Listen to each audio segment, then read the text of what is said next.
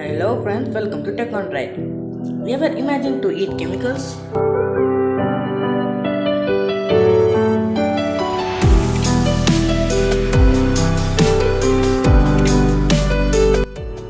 Let's see what's common in these things like desserts, coffee, tea, juices, etc. Oh my god, that's my sugar cube and cleavage. You are right, that's white sugar. Let's take a process in India how the sugar is made. The sugar canes are harvested from the fields which are transported to the factories for the further processes. There, the sugar cane are sent into the crusher to extract the sugar cane juice. When we obtain the sugar cane juice, we want to clean it. So there comes the refining process. And here the problem starts. During the refining process, the impurity stones are removed and the sugar juice is purified and bleached. But here, one chemical is used, that's sulphur dioxide for refining.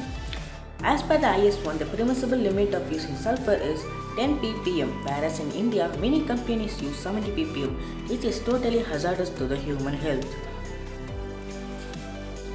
By using this SO2, some of the chemicals are mixed with sugar juice.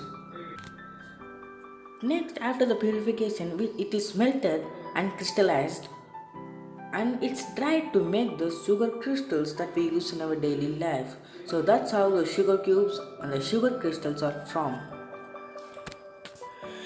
which is stored in the bags. From here, we are gonna see a fast process.